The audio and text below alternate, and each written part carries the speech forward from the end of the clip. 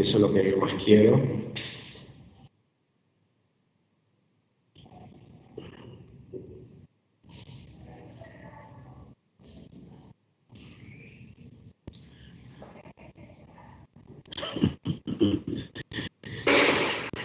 Yo no sé si usted oye, están peleándose ahí unas enfermeras ahí, pero termino con ustedes y voy a ver qué pasó. Pero algo pasa con unas camas, algo que la oigo ahí.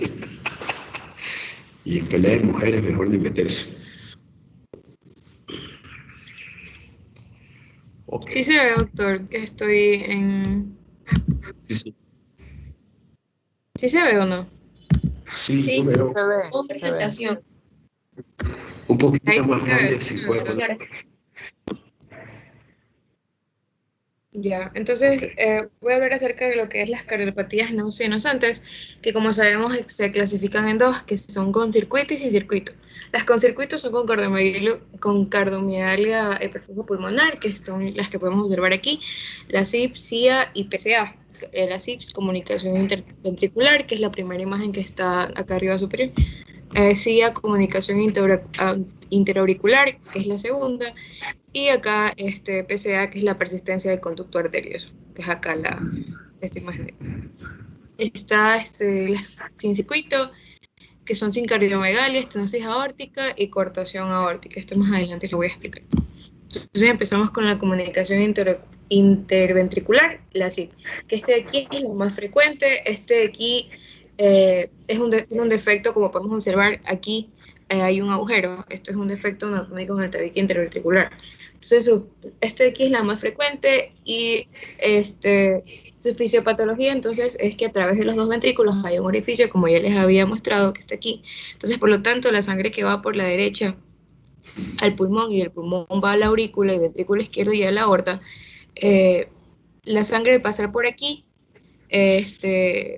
va a agregar más a lo que es va a llegar más sangre a los pulmones. Entonces, ¿por qué el circuito no es como que de derecha a izquierda? Entonces, porque tiene muchísima presión la aorta siempre, eso ya lo sabemos, y por lo tanto la sangre siempre va a ir de izquierda a derecha. Este proceso es único y múltiple y puede formar parte de otras cardiopatías más complejas. En su clínica tenemos que, como ya podemos observar este agujero, se oye el paso de la sangre y se produce un soplo durante toda la sístula, que es el soplo pansistólico, con desdoblamiento variable del segundo tono.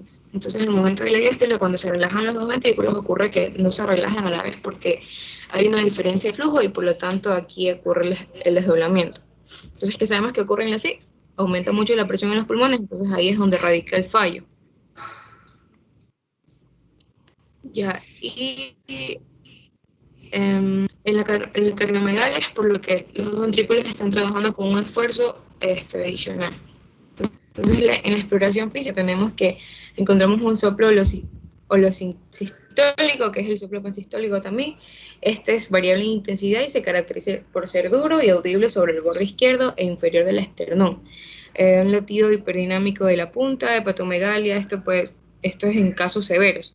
Un retumbo diastólico, que esto es apical y suave, esto debido al flujo sanguíneo torrencial que pasa a través de la válvula mitral. Y el flúmito sistólico, que se palpa el soplo holosistólico, y sobre todo es en el borde izquierdo inferior del esternón. Entonces, los síntomas de personas que sufren esta anomalía es que si el agujero es grande, el niño podría presentar signos y síntomas de insuficiencia cardíaca, esto incluyendo taquicardia. Creo que lo puse al revés, pero bueno.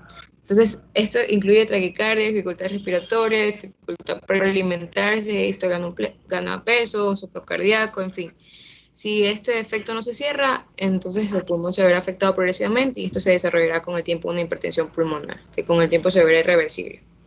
Entonces seguimos con lo que es la SIGA, que es la comunicación interauricular. Esta cardiopatía es más... Mirka, un momentito, póngame la diapositiva anterior, por favor. Disculpe. Aquí. ¿Cómo?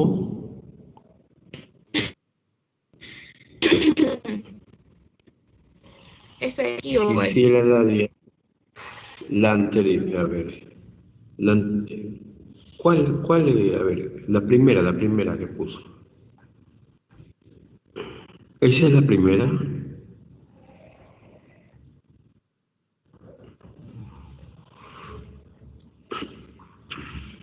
Creo que le estoy boicoteando. Esa. Eso ahí Ponga la la primera. primera diapositiva. ¿Esta es la primera? ¿Esta es la primera? Sí. Ajá, porque en las otras hablo de la clasificación. Entonces no. Ok. La siguiente entonces. Quiero establecer una relación con la ocultación. Ok, Este de la aquí. siguiente. Aquí solo se habla La de la siguiente. exploración física. No, este de Ya. aquí es la comunicación interna. Esta ahí. A ver, un momentito. Esa es anterior. La anterior es. Esta. No, la anterior. Esa. A ver, señor, vamos con Janine. ¿Qué pasó?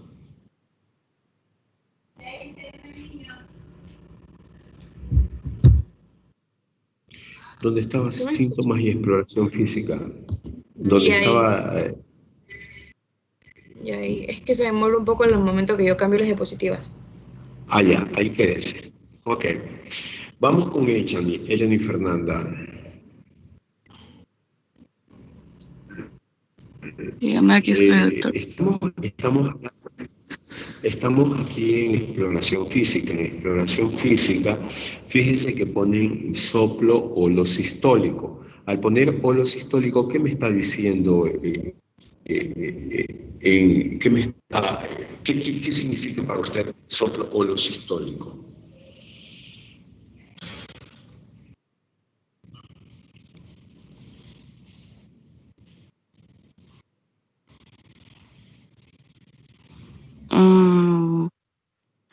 No sé, que hay Ok, flujo de sangre entre el ventrículo izquierdo y el derecho. No sé. no. Emanuel Antonio Quintero, dígame, ¿qué significa para usted soplo holosistólico?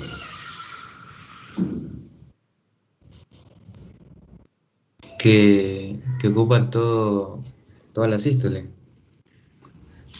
Todas las sístoles. Exactamente, cuando dice que es soplo holosistólico, ocupa todo, porque nosotros, tanto en el pequeño silencio como en el gran silencio, nosotros podemos poner, o en la sístole o en la diástole, nosotros dividimos en tres partes, proto, meso, tele, y cuando ocupa todo decimos holo. Entonces, está diciendo que en este caso el soplo que han encontrado ocupa todo, no sabemos, dice ahí holosistólico, ocupa toda la sístole. Pero fíjense que más abajo ponen el retumbo diastólico, retumbo diastólico. ¿Me pueden decir qué significa eso, el retumbo diastólico? ¿Me puede indicar? Que parece Reinaldo, que me puedes decir qué es retumbo diastólico.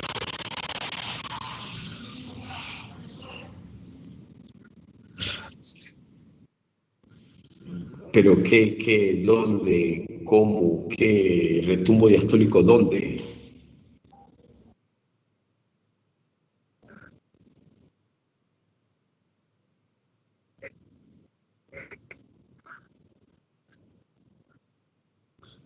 Auricular. Ok. Shirley Michelle, ¿qué opina usted de esa expresión de retumbo diastólico?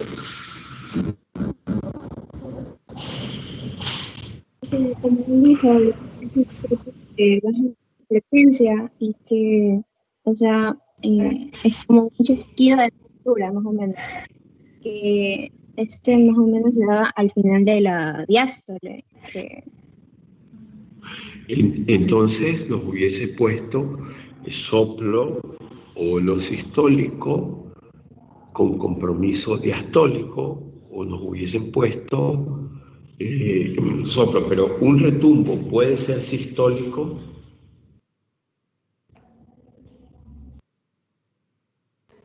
No, doctor, un retumbo es diastólico, creo. Siempre el retumbo es diastólico, y el retumbo se produce cuando nos está dando a entender que hay estenosis mitral, porque hay estenosis. Ya le vamos a preguntar si es así o no es así. Más abajo tenemos frémito sistólico. ¿Está adecuado, Jesús Joao, que nos pongan frémito sistólico? ¿Es lógico que nos pongan Sí, frémito doctor. sistólico? ¿Por qué? Porque la sangre se va a quedar allí y va a causar esta vibración. ¿Pero qué es el frémito?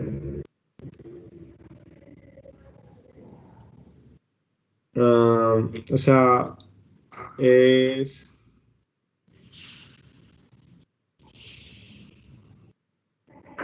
mm,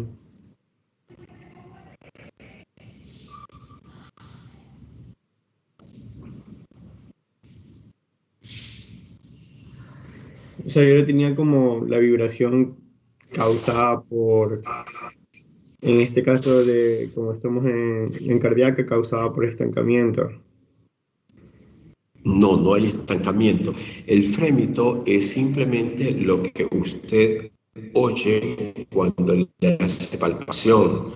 Entonces, esa vibración que es transmitida, ustedes siempre van a pensar frémito. Si existe frémito, existe soplo orgánico. Si han encontrado frémito sistólico, quiere decir que está en compatibilidad a lo que ocultaron, soplo o lo sistólico.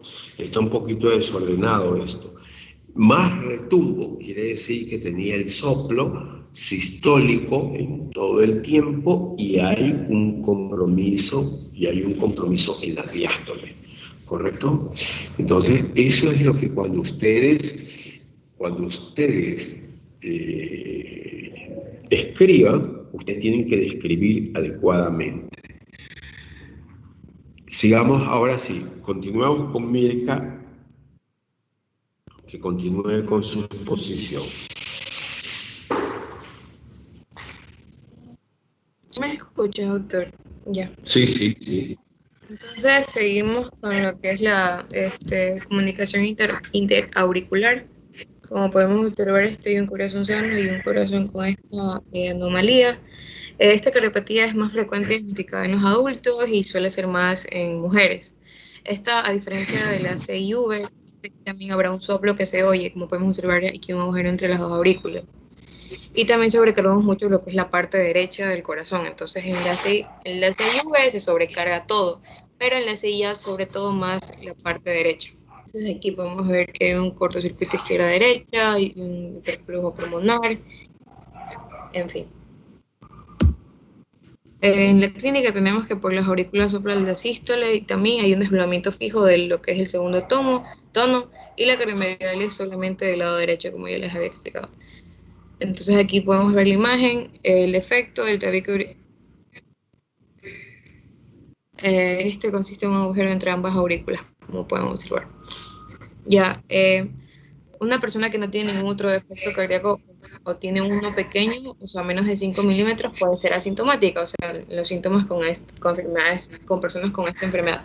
Entonces, o puede también que los síntomas no se presenten hasta como una mediana edad o posteriormente. Entonces, los síntomas que sí se presentan pueden comenzar en cualquier momento, después del nacimiento y en la infancia. Estos pueden incluir dificultad respiratoria, disnea, infecciones respiratorias frecuentes en niños, falta de aliento con la actividad y cesación de percibir los latidos cardíacos, o sea, palpitaciones en adultos.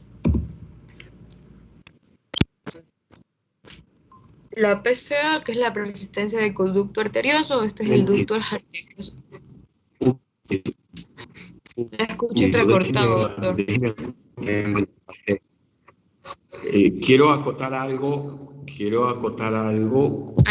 sí lo escucho. con respecto a la comunicación interauricular. Señores, la comunicación interauricular no nos han puesto porque existe comunicación interauricular de ostium primum, ostium secundum, y con esto quiero indicarles que en la comunicación interauricular hay una frase lacónica, que quiero decir un poco irónica, un poco sarcástica.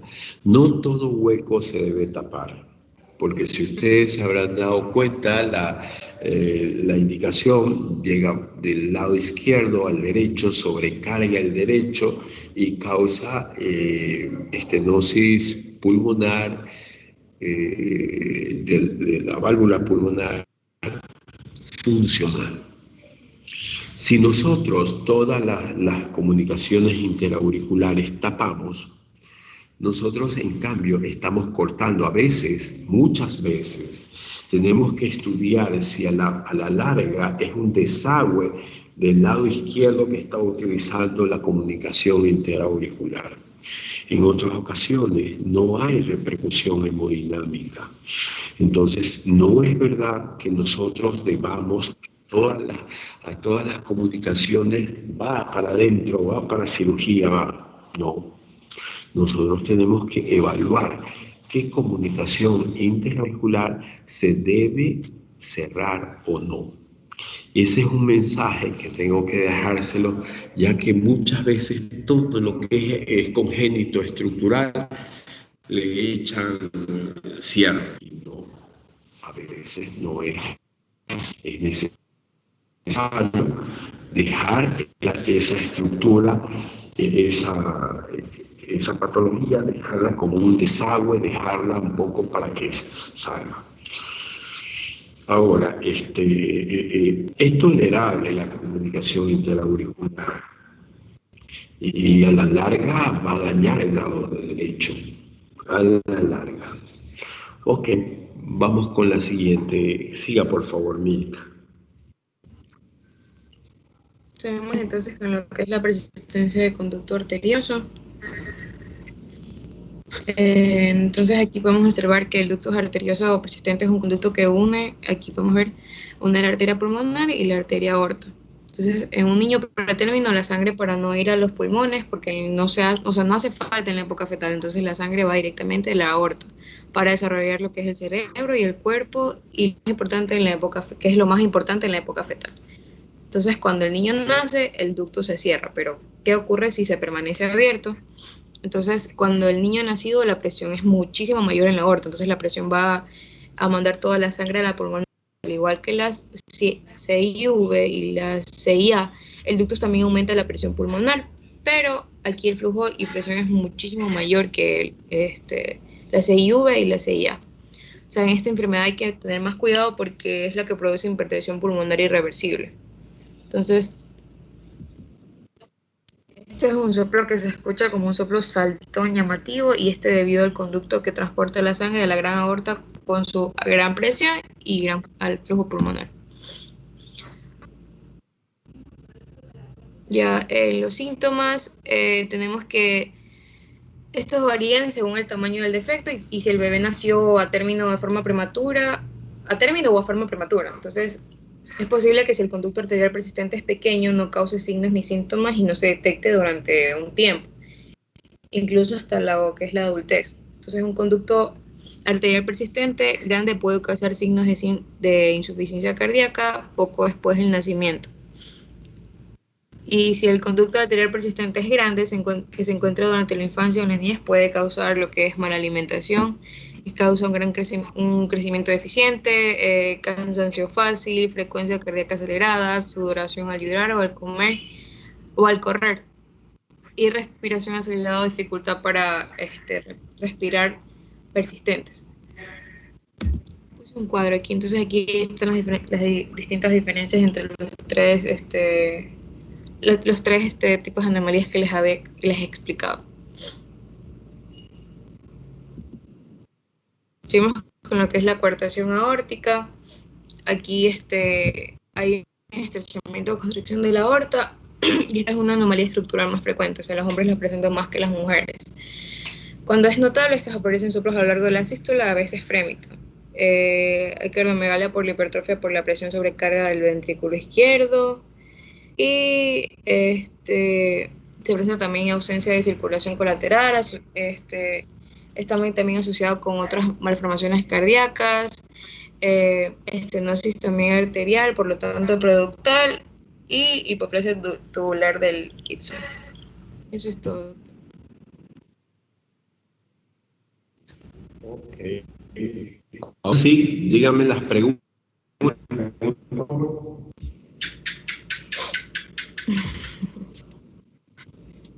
No encuentro el...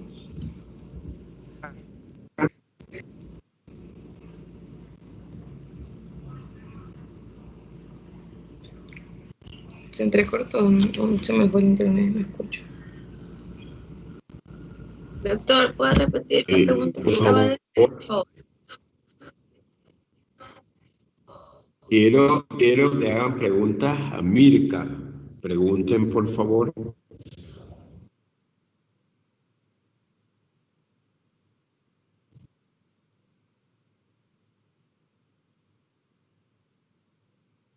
No nos oímos.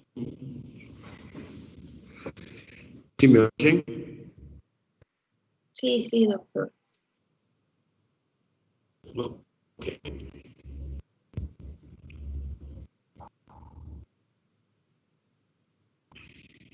Hagan preguntas.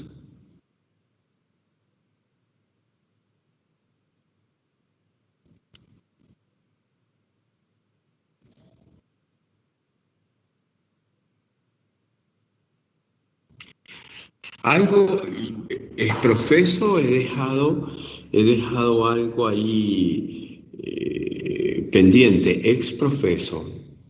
Por favor, hagan preguntas. Si han estado atentos, se habrán dado algo.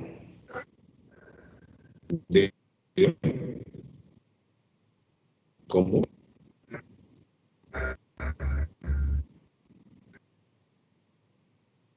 Esto entrecortado. ¿Me puede repetir?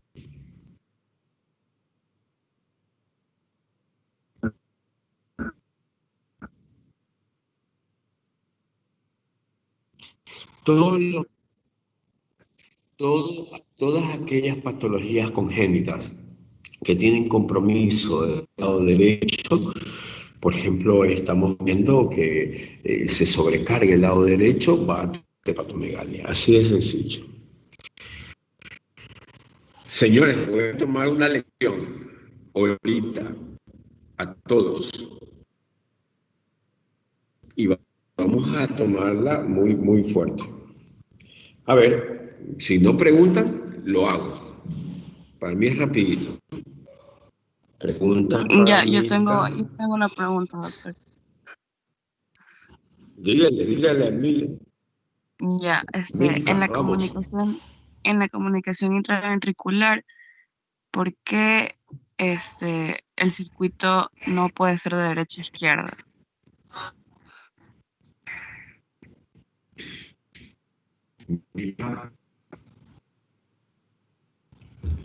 Ya, esto es porque como ya les había explicado, la aorta tiene muchísima presión porque es una arteria de gran calibre, entonces por esto es que la sangre siempre va a ir de izquierda a derecha y no de derecha a izquierda.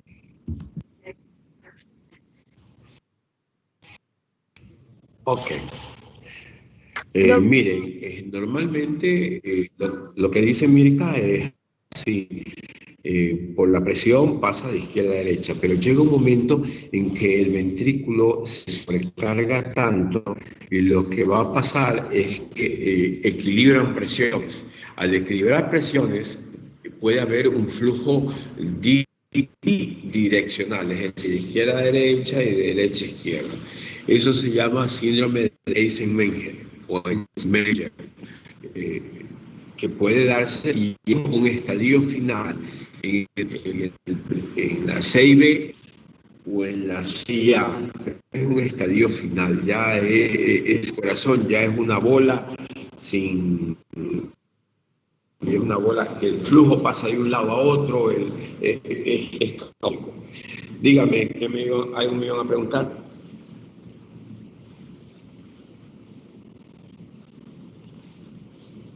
Yo, con respecto al soplo olos histórico, o sea, podemos decir que generalmente en este tipo de cardiopatías congénitas no sionizantes, se puede decir que son un signo patognomónico, o también en qué otras enfermedades podemos destacarlo así de primera. No sé si me hago entender. A ver, sí. Recuerden que los soplos pueden ser crecientes y los soplos son crecientes en la estenosis mitral. O sea, tenemos soplos crecientes. Ya veremos con las valvulopatías, ese soplo creciente, podemos hablar del ritmo de Durosies, podemos hablar de los soplos crecientes.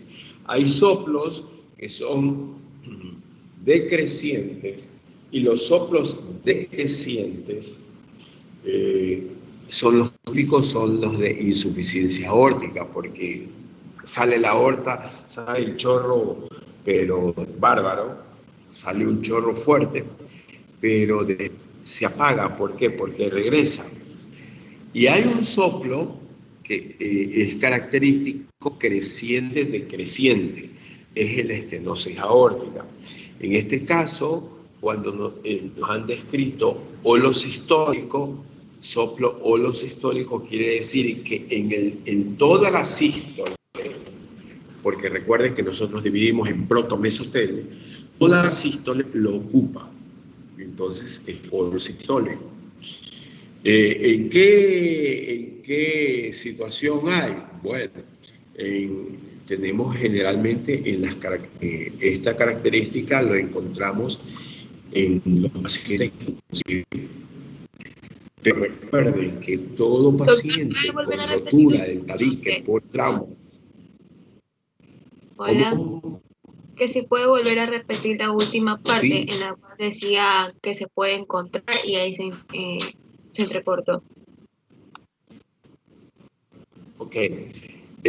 Yo le decía que este tipo de soplo holosistólico se puede encontrar, claro, si estamos viendo un paciente estable, nosotros estamos pensando de que es una cardiopatía congénita, pero si es un paciente que ha sufrido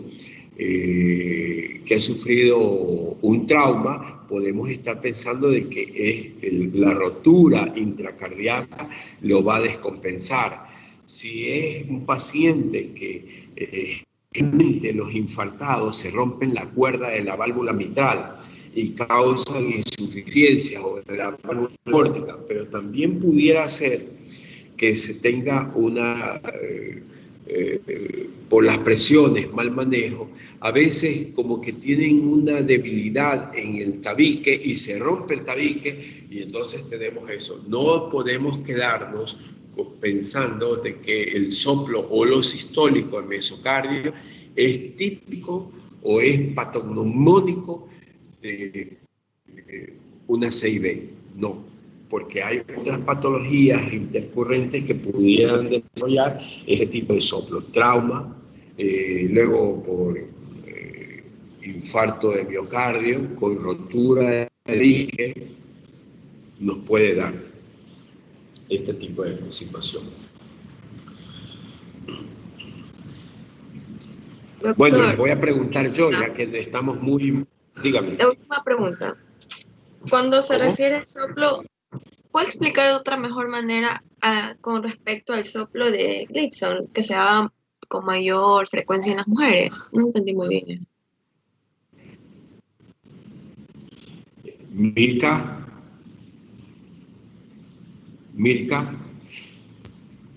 Repíteme, please, que estoy con megas y no te escuché entrecortadísimo. O sea, con ese soplo de Gibson que hablaste al final, si lo podrías explicar de otra mejor manera, por favor. Doctor, sabe que ese soplo no, yo no lo comprendí muy bien. ¿Puede explicarle usted, tal vez? Eso es lo que iba a preguntarle. ¿Por qué me quitan las ganas de preguntarle? El soplo de Gibson es un soplo continuo que tiene un reforzamiento telesistólico, es decir, es un soplo que se encuentra en todo el ciclo. Al final, como que incrementa un poco. Es así de simple. Ahora, que se presenta en las mujeres, eso yo no estoy tan de acuerdo, porque el soplo de Gibson, así se llama, soplo de Gibson, este soplo lo podemos observar, por ejemplo, cuando el reforzamiento lo podemos observar más en el área pulmonar. ¿Cómo lo observamos mejor en el área pulmonar el reforzamiento? Le hacemos hacia adelante en expiración forzada. Y ahí podemos oír cómo el soplo que se mantiene de manera continua, al final de la sístole, ese soplo continuo empieza a haber un reforzamiento. Pero no tengo la respuesta porque ese soplo es más en las mujeres, no. Es una patología que hemos hablado.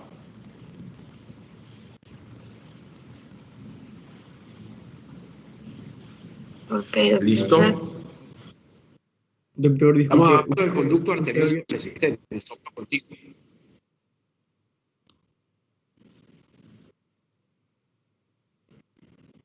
Dígame, Jesús, yo...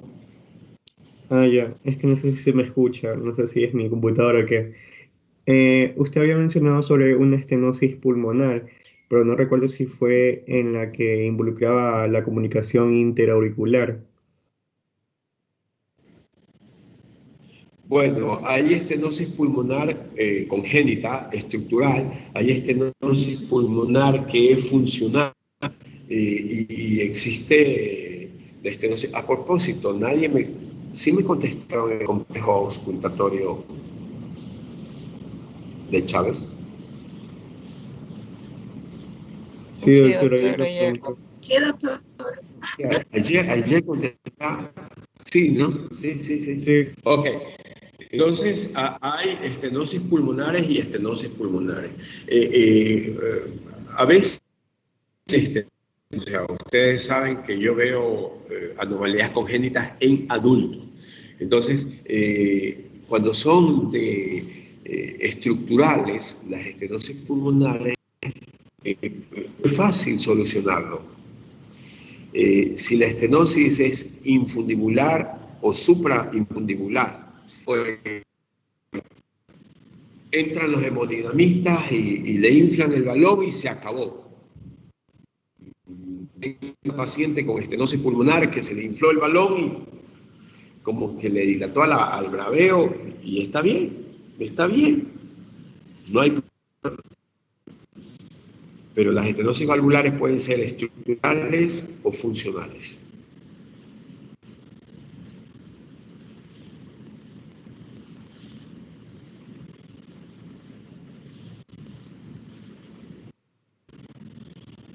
¿Alguna otra? Tengo pero que doctor, pasar lista porque ya son... ¿ocurría Dígame. en la comunicación auricular o podría ocurrir en cualquiera de estas? ¿Qué cosa? ¿Las estenosis pulmonares? Sí, Si es una comunicación interauricular o interventricular, se producen estenosis de tipo funcional.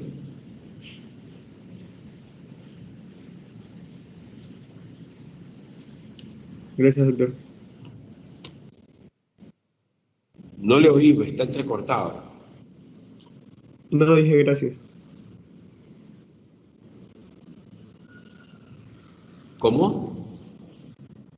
No le entiendo. Que gracias, doctor. Ya. No, bueno. Sí, a veces no, está entrecortado. Bueno, ¿alguna otra pregunta? Doctor, qué se refiere el latido hiperdinámico de punta? Normalmente cuando nosotros tenemos el latido, latido apexiano, ese latido apexiano uno lo nota, será unos 2 centímetros cuadrados. Pero cuando ustedes tienen hiperdinámico, eso, ¿se acuerdan cuando habíamos hablado del latido en cúpula de Barr, que se presenta en las patologías aórticas, insuficiencia aórtica? Eso es un latido hiperdinámico.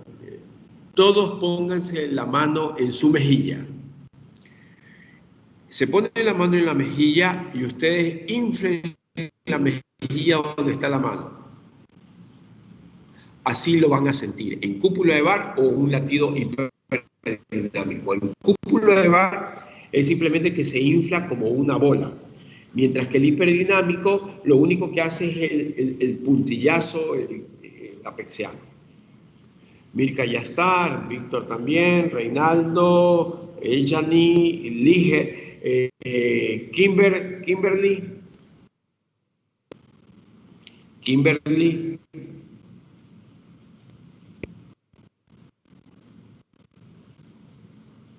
Kimberly no está. Sara Beatriz, que ha estado cachadita. Presente, doctor. Betsabé. Presente, doctor. Ok, usted sí estuvo participando. José Alberto, cachado. Presente, doctor. Melanie Romina. Presente, doctor. Emanuel, Chile, Joyce Ibet. Joyce Ibet. ¿No está? Ok.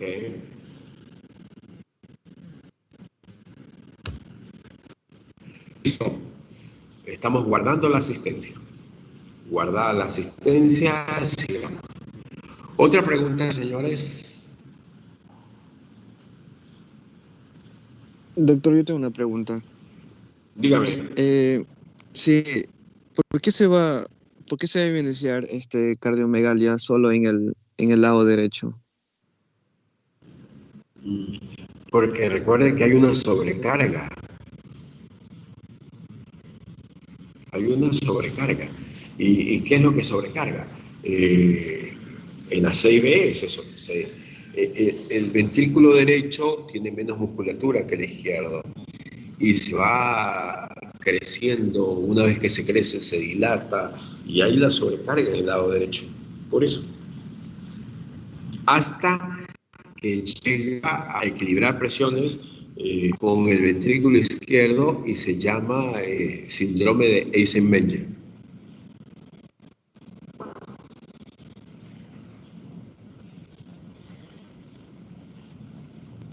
Ya, gracias, doctor.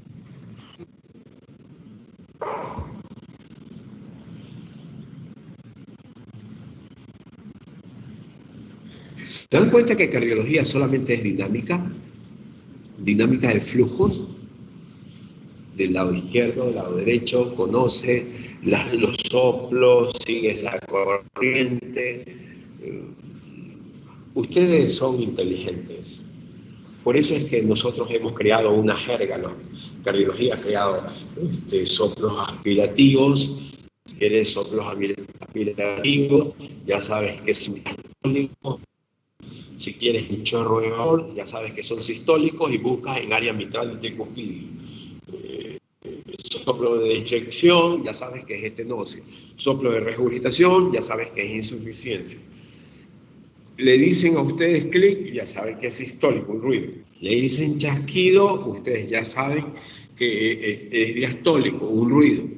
Les dicen ustedes retumbo, el retumbo, ya saben que es diastólico. Arrastre presistólico, ya saben que es diastólico. O sea, lo que quiero es que ustedes se vayan relacionando y analizando cada uno, que esto es, cardiología no es un cupo, cardiología es familiarizarse. La primera vez cuando se sentaron en una computadora con ustedes niños, les fue más hábil, más amigable. Pero para mí, les cuento que cuando... para mí fue un shock. Hice mi primera maestría y venía a Estados Unidos y ¡blup! De golpe y porrazo, estoy hablando de 1990, 91. Y resulta que estando allá de entrada, ¿dónde está tu computadora? Todos los trabajos por computadora, envíamelo por favor en correo. Y yo el correo era como el WhatsApp. Hola, ¿cómo estás? Y eso no tiene que pasarles a ustedes. Y cuando ya me adapté, el Word no sabía. Yo nunca tomé un curso de Word, nunca tomé un curso de Excel, nunca tomé un curso de PowerPoint, porque en esa época no era tan común acá. Y cuando tenía que presentar en PowerPoint o tenía que hacer los cálculos en Excel. Usted no se imagina las malas noches que me pegué. Eran bárbaras. De la misma manera, ustedes no le tengan temor. La jerga, la manera de hablar, hay que relacionarse. No es difícil la parte de cardiología. Si ustedes integran flujos, mecánica hidráulica, es sencillito. Es sencillito. Ustedes no tienen por qué romper la cabeza. Es sencillo. Y por eso les molesto con todas estas preguntas. Doctor, Dígame. una última pregunta. Usted nos dijo que en la comunicación interventricular administrarle oxígeno no serviría. ¿En la comunicación interauricular también es así? También. ¿Por la reducción? También. Además, recuerde que le paso sangre oxigenada.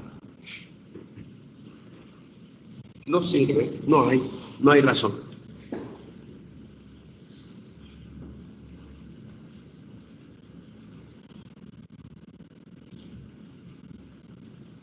Listo, yo creo que nos quedamos ahí, señores. Un gusto hablar con usted. Disculpen si es que en algún momento